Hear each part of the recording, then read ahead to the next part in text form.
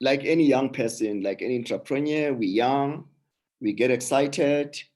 You go outside, the reception is positive, all those things. Because I think that time it's after we sponsored Tsotsi, and the Tsotsi was for the what you call it, the Oscar.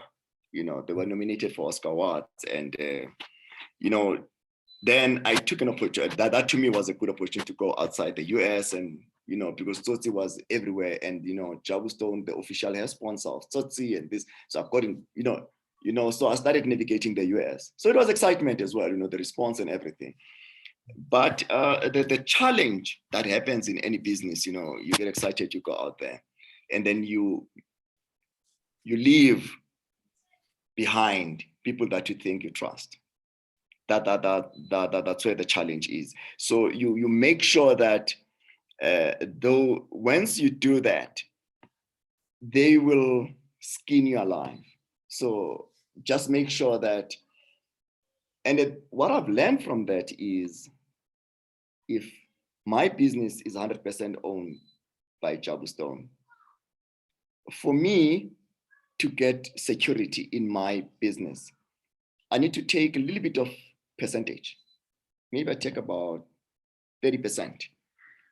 I invite guys, either they buy the stake, but must be the people that you trust, or within your employees, you give a stake or something. Now, you're actually sharing the ownership of the business, but you're still sitting at 70% as your business. Now, what you do when the business has a profit of R1 million, whoever has got 30% knows that, wow, I've made 300,000. It's not saying Jabu has made 700,000. No, he said, I have made 300,000 in this business. So which means I've invested, or I've invested anything, I'm just investing my services here and I'm making 300,000. So I need more money. I need to make more money into this business. So why can't I work hard and make sure that we work very hard to make 10 million so I can make 3 million? He's not saying Jabu can make 7, but in that way, he elevates you. Your percentage keeps growing, and they take ownership of the business and they protect it for their interest that they have there. So it's always better to do, but you have to sell the stake to the people that you trust.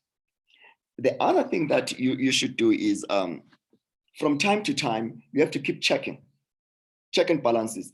Check your bookkeeper, your accounting, check your legal guys, check everybody, because they are human beings. They get tempted. They will look at your business. I mean, I know guys would come there and say, oh, you know what, Jabu, please must give us shares in your business. I said, shares for what? What did you do? No, but I was here to assist you. Assisting on what? So because they could see the growth, they could see the business is growing. So you have to give some stake for them to protect you. So you can even give up to, as long as you got your ownership, maybe you can even give up to 40% or even 51. You remain with 51% and then they can take the 49 and then you split amongst them. Trust me, they will take ownership of that business and they will make sure that it grows. So that is what I would do if I have to start all over again. I would involve and give a stake into my business so I can get better protection. So now when they started stealing, it was, we making him money. We can steal money as long as he doesn't see us. So that becomes very, very dangerous for your business. So you have to always, try, it was difficult. I remember there were times whereby, Raj, in the beginning, you've got staff and then you know that the 20th, we're getting paid month end. So the 20th, 25th, you know that every time they like, hey, advance money for transport and what. But this month, none of them asked me money. I'm like, no, man, why are these people not asking money this month? Where do they get money? Because every month I need to advance them, but this month, nothing. I said, nah, man. Now I got worried. Then what I did, fortunately, I had a friend of mine. You see these guys, like 10,111, those cops, with like big guns and what. So Jerry, a friend, I said, Jerry, man, just pass by there at work, man. Just come and say, how's it, brother, man? I know you always drive around and pass, because I used to have a factory at Village Main, in Von Bellach, up the road in Rosetton beside. Oh, but we can pass there with my boys and what. And they got in there with those guys. Those guys are like, they parked there, they came in with the guns, carrying the guns, they come in, hey, Jabu, they greet, and then we got into the office. I said, come to the office. Then we sat there, we started talking, they were happy, and then they left. Then when they left, I called a meeting. All the staff, I said, staff meeting. They came, I said, listen here, you saw those cops. I know you guys are stealing. Those who are stealing, they must just confess. Because if you confess, I'm not gonna call them back. Yeah, but hey, Stone, please talk. I know so-and-so is stealing, they started.